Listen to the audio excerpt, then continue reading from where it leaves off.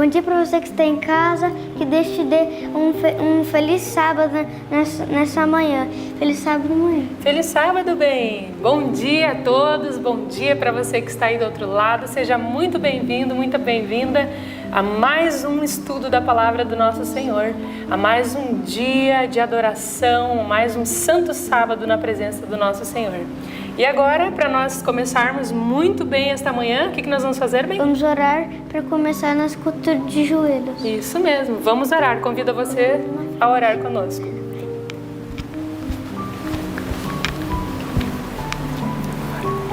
Querido Deus, amado Pai, muito obrigado por esse sábado, que novamente estamos aqui para te cultuar e cantar um hino ao Senhor, e também é motivo de grande alegria estarmos vivos aqui, porque nós não estaríamos vivos se o Senhor não tivesse morrido na cruz por nós. Em nome de Jesus, amém. Amém, Senhor.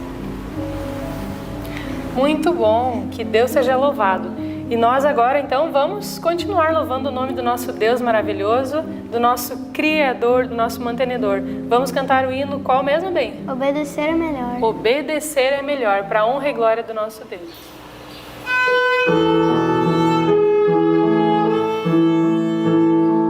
Obedecer é melhor do que sacrificar. Melhor é sempre atender a Deus e a lei guardar. A Deus com fé, nossa alma volvamos a sua lei, obedeçamos,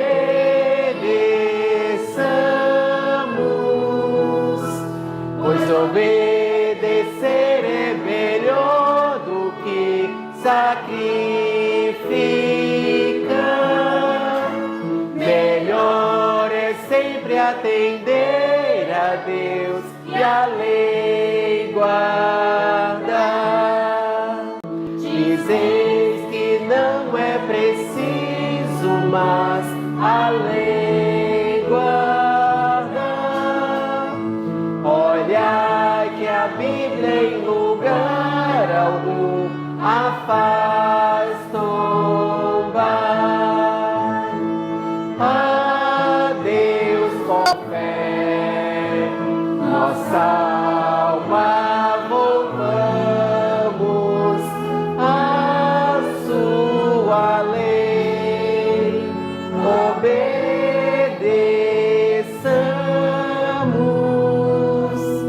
pois obedecer é melhor do que sacrificar. Melhor é sempre atender a Deus e a lei guardar. Virão as bênçãos de Deus a quem a lei seguir. Ó, sim, Jesus nos ajuda a toda a lei cumprir. A Deus com fé, nossa alma volvamos a sua lei, obedeçamos,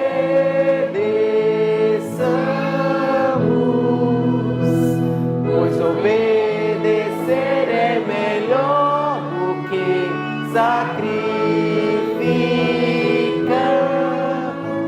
Melhor é sempre atender a Deus e a lei guardar. Amém. Amém. E esse hino nos ensinou muita coisa. E ele nos lembra de uma história na Bíblia lá, né, mãe? Sim, qual é a história que você quer lembrar? A história que o profeta Samuel falou para o rei Saul atacar os amalequitas e disse para não levar nada deles. Mas Saul, ele trouxe o rei dos amalequitas e trouxe o gado deles também. E ele foi teimoso e por isso ele mentiu ainda, colocou a culpa no povo, nos soldados e disse que trouxe para fazer sacrifícios ainda.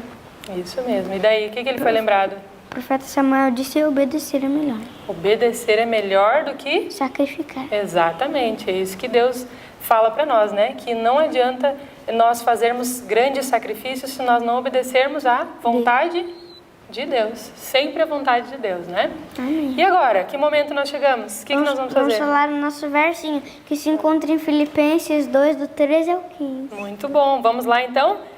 Vamos lá? Nós vamos falar então esse verso que o Ben acabou de falar. Filipenses 2, do 13 ao 15. Quer contar aí, Ben? Quer. 1, 2, 3. Filipenses 2, do 13 ao 15.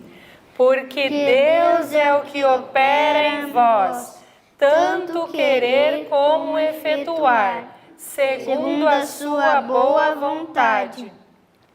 Fazei todas as coisas sem murmurações nem contendas, para que sejais irrepreensíveis e sinceros, filhos de Deus inculpáveis, no meio de uma geração corrompida e perversa, entre a qual resplandeceis como astros no mundo. Filipenses 2, do 13 ao 15. Filipenses 2, do 13 ao 15. Porque Deus é o que opera em vós, tanto querer como efetuar, segundo a sua boa vontade. Fazei todas as coisas sem murmurações nem contendas, para que sejais irrepreensíveis e sinceros, filhos de Deus inculpáveis, no meio de uma geração corrompida e perversa, entre a qual resplandeceis como astros no mundo. Filipenses 2, do 13 ao 15. Filipenses 2, do 13 ao 15. Porque Deus é o que opera em vós, tanto querer como efetuar, segundo a sua boa vontade. Fazei todas as coisas sem murmurações nem contendas, para que sejais irrepreensíveis e sinceros, filhos de Deus inculpáveis, no meio de uma geração corrompida e perversa, entre a qual resplandeceis como astros no mundo. Filipenses 2, do 13 ao 15. Amém, louvado seja Deus, e que a palavra de Deus possa realmente ficar, gravada nos nossos corações, para que nós possamos conhecer o nosso Deus verdadeiramente. E quando a palavra dele estiver bem lá no fundo, bem no nosso coração, com certeza nós então nos tornamos conhecidos de Deus e ele é conhecido por nós também. Que Deus esteja com você nesta manhã de estudo, que a palavra de Deus possa fazer a diferença na sua vida e na nossa vida também, não é bem? Fique com Deus, um bom estudo para você, na paz do nosso Senhor Jesus. Amém. Olá, queridos, bom dia para vocês. Vocês que pegaram sua Bíblia, que abriram no livro de Isaías nesta madrugada. Vocês que pegaram o livro desejado de todas as nações e ficaram encantados com a adolescência, juventude e tempo de adulto de Jesus. Como era a sua vida familiar? Que coisa linda, não é? Não te enche o coração, não te faz ficar impressionado. Eu vou orar com você agora, para que o Senhor Deus, ao abrir o nosso coração para a mensagem dele e ao falarmos disso, o céu esteja com todos nós. Vamos lá? Santo Deus e amado Pai, muito obrigada, Senhor, por deixar essas mensagens escritas. Nenhuma delas falhou, todas elas são verdadeiras e fiéis. Nós louvamos o Teu nome pela oportunidade que temos não só de conhecê-las, mas de ter o Teu poder para guardá-las. Em nome de Jesus. Amém.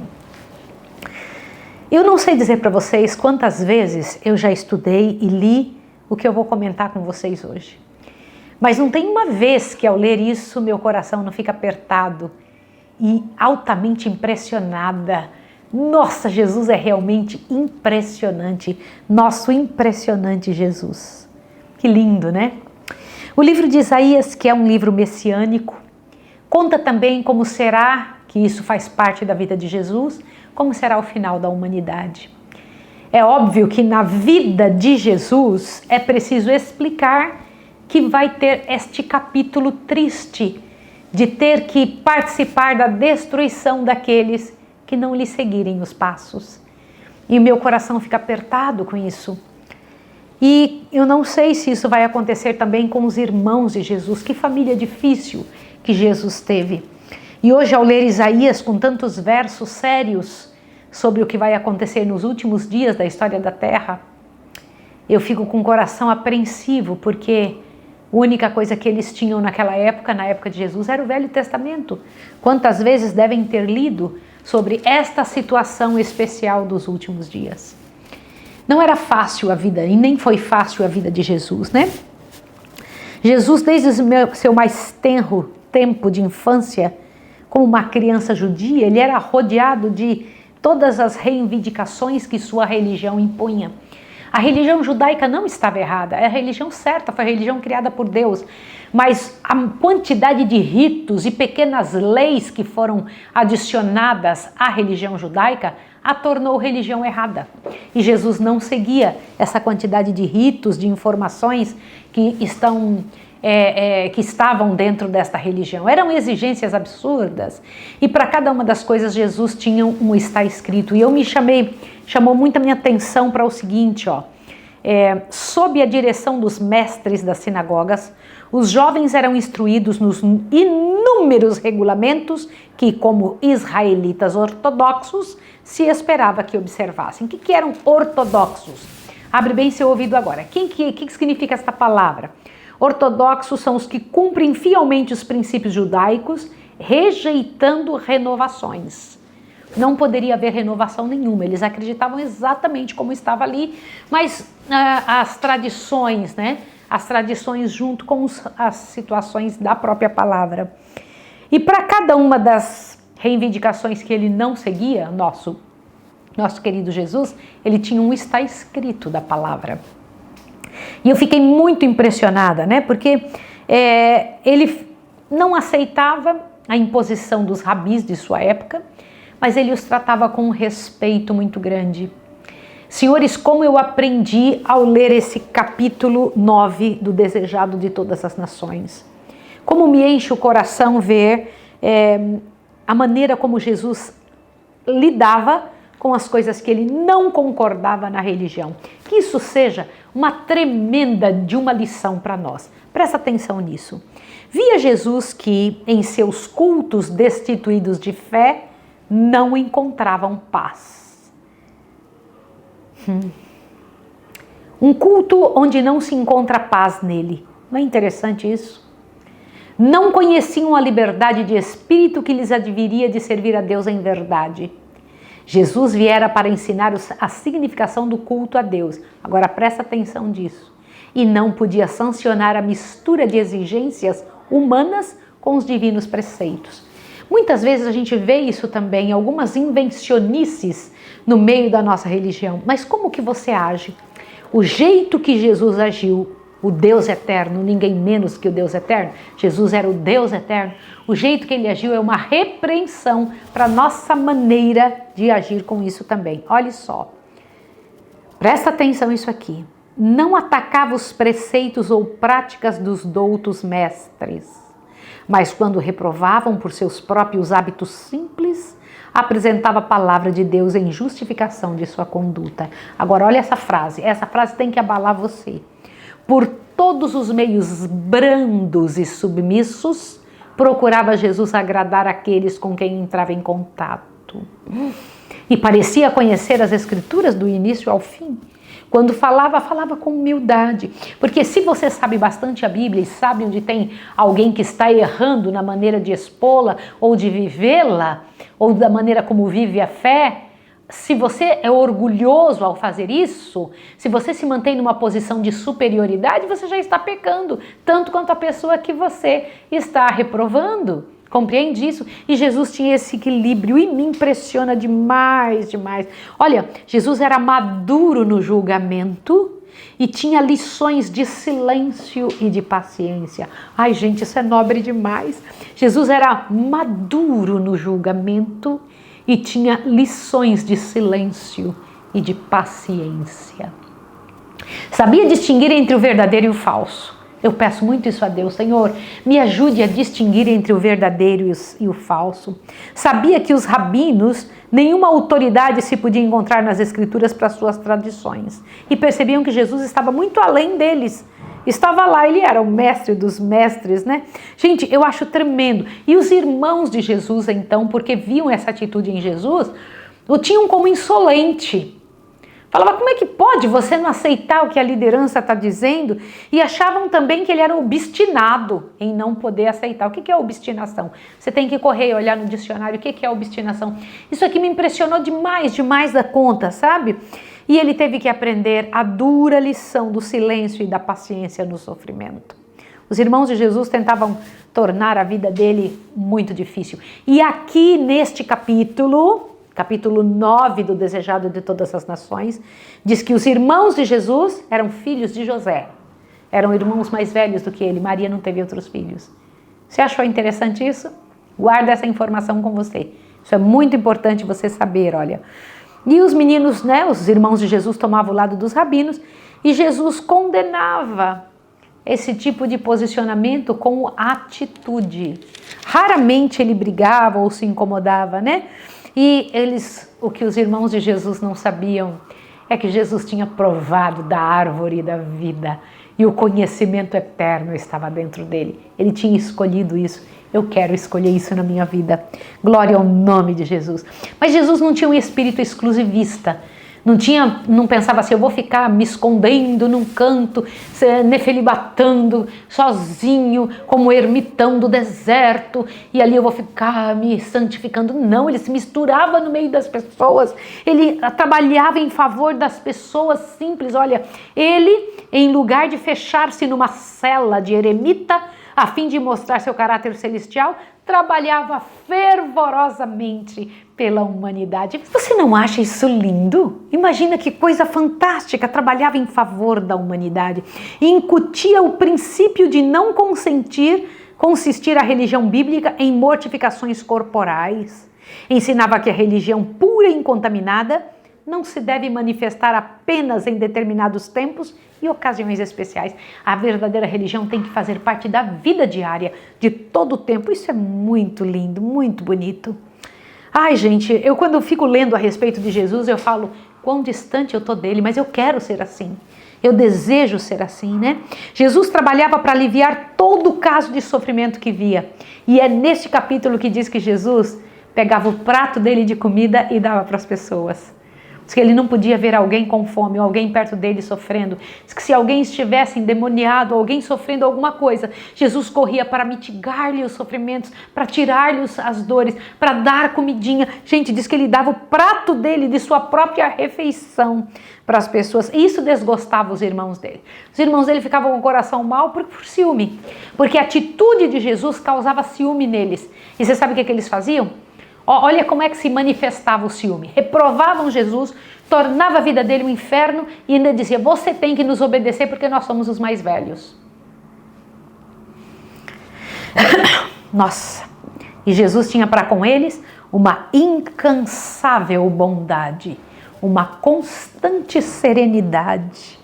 Nunca os tratava com desdém. Gente, eu acho isso maravilhoso, que espetacular. Nossa, nada aborrecia Jesus a não ser o pecado. Nada aborrecia Jesus a não ser o pecado. Não podia testemunhar uma ação injusta sem uma dor que lhe não era possível disfarçar. Ele via uma ação injusta, aquilo corroía o coração dele, né? Eu acho fantástico isso, né? E ele tinha uma abnegada integridade. Olha que coisa linda, paciência, bondade e isso era classificado como covardia por seus irmãos. Quando ele era bondoso, não quero ir com vocês em lugares ruins, em lugar que não se deve ir. Quando ele dizia isso, não, eu não vou onde está errado ir, né? E citava os textos bíblicos pelo que ele estava decidindo fazer, os irmãos falavam, você é um covarde, falavam assim para ele. Puxa vida. Gente, eu fico impressionada. Se Jesus tivesse tido um só pensamento ruim enquanto estavam provocando, ele teria perdido a batalha. Imagina isso. Diz que raramente censurava qualquer mau procedimento dos irmãos, mas tinha uma palavra de Deus para lhe dirigir. Olha só, e quando diziam que ele era covarde, olha o que ele dizia: o temor do Senhor é o princípio da sabedoria e o apartar-se do mal é inteligência. Olha que bonito, você sabia que Jesus era muito inteligente? Jesus era extremamente inteligente. Jesus era inteligente e animoso. Ele não era pessimista, viu? Era animoso. Gostavam de sua companhia e aceitavam-lhe as prontas sugestões. Mas impacientavam-se com seus escrúpulos e declaravam-no estrito e rígido. Achavam que ele era, sabe o quê? Fanático. Pode imaginar um negócio desse? Achavam que Jesus era o quê? Fanático. Aí perguntava assim, mas Jesus, por que você é assim tão singular, tão diferente? Por que é que você não está com a gente nas coisas que a gente faz? Aí ele dizia bem assim, ó, recrear-me-ei nos teus estatutos, não me esquecerei das tuas palavras. Ele dizia que a recriação dele era a palavra de Deus. Jesus nem contendia, não brigava pelos seus direitos.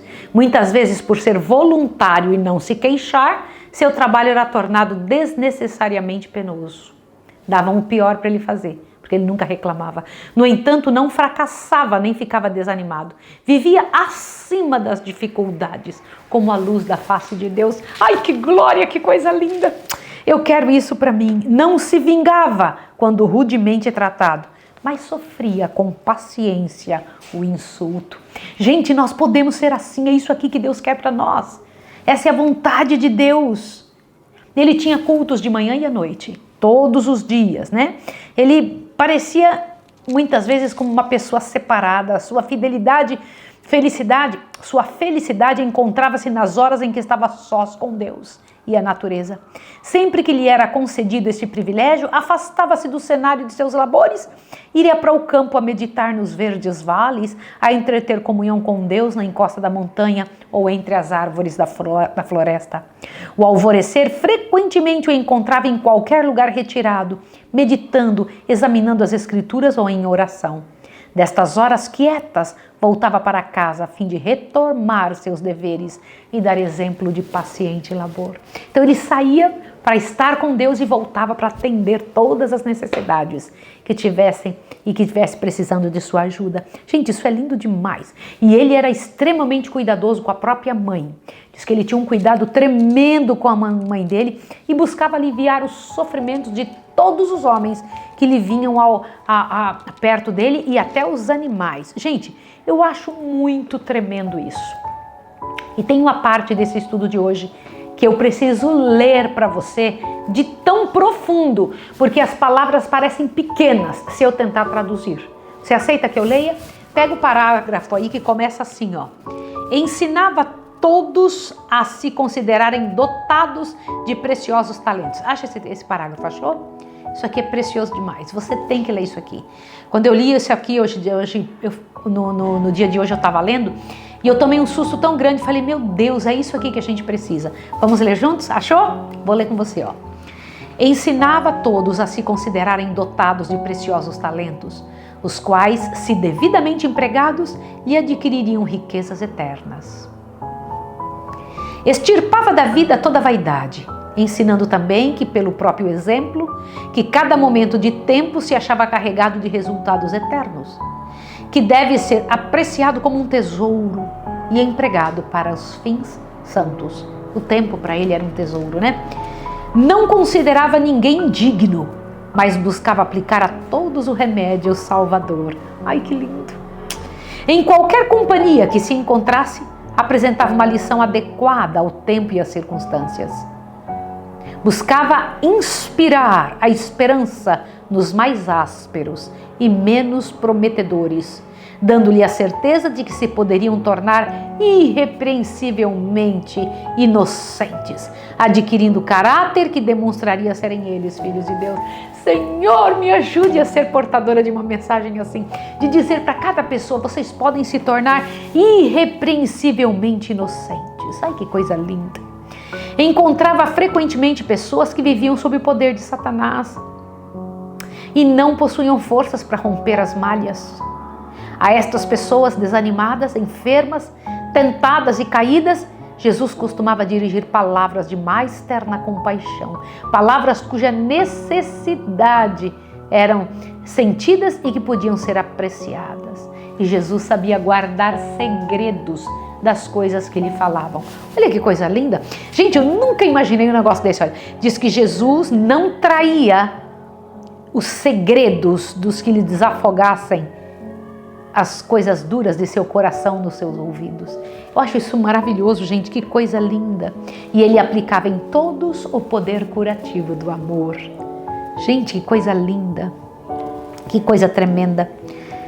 E vocês querem saber de uma? Apesar de viver assim, ele passou por toda a sua vida praticamente sozinho. Uma solidão constante ele tinha, porque não era compreendido. E ele pisou o lagar sozinho e não havia ninguém com ele. Carregou o tremendo peso da responsabilidade pela salvação dos homens. Sabia que a menos que houvesse decidida mudança nos princípios e desígnios da raça humana, todos estariam perdidos. Isso era o peso de seu coração e ninguém podia aliviar esta carga que ele tinha sobre ele. Quando eu leio uma coisa dessa, eu falo: Senhor, que vida Jesus teve. Ao olhar para aquelas pessoas que ele tanto amava, a mesma coisa ele faz hoje por mim e por você. Ao olhar por nós, a olhar em direção à nossa vida, o que ele enxerga? Ele alivia nossas dores, mas também quer nos levar pelos caminhos corretos. Queridos, vamos pedir os atributos de Jesus sobre nós? Você quer pedir isso junto comigo? Vou pedir agora com você. Santo Deus e amado Pai, mais uma vez tivemos a chance de estudar a Tua Palavra, de entender que Tu havias mostrado antes, Senhor Deus, para o profeta messiânico, não só as coisas que aconteceriam na vida de Jesus, mas também na nossa. E neste momento, Senhor, eu quero Te pedir que o Senhor se levante em favor desta pessoa que está ouvindo, nos desses atributos que estudamos hoje sobre Jesus, e que a graça e o poder dele, Senhor, seja visto, reconhecido em nossa vida. Em nome de Jesus. Amém. Deus abençoe você. E até amanhã.